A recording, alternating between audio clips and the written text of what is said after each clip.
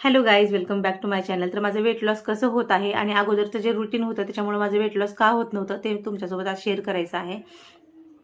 सगळ्यात आधी अगोदर मी ना कधीही जेवायचे, म्हणजे माझा सकाळी 10 वाजल्यापासून ते 3 वाजेपर्यंत मध्ये कोणताही टायमिंग होता जेवणाचा. म्हणजे मला जेव्हा वाटलं तेव्हा मी जेवायचे आणि अगदी पोटभर जेवायचे, फास्ट जेवायचे. म्हणजे मी लहान लहान घास घेतले, चवून चवून खाल्ले, असं कधीही करत नव्हते.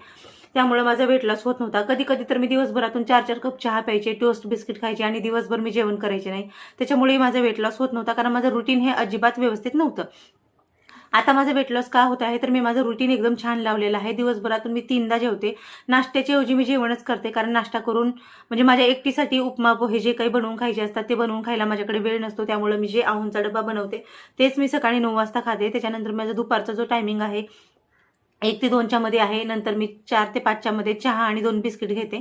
आणि संध्याकाळचं जे टायमिंग आहे माझं 8 ते 9च्या मध्ये आहे. पण संध्याकाळचं ना जास्त करून मी भात आणि वरण खाते. भात वरण म्हणा किंवा कढी खिचडी म्हणा किंवा सार म्हणा, जे काही आहे ते. पण जास्त करून मी भाताचेच प्रकार खाते आणि भाताची क्वांटिटी ही कमी ठेवते आणि जे लिक्विड पदार्थ आहे त्याची क्वांटिटी ही जास्त ठेवते.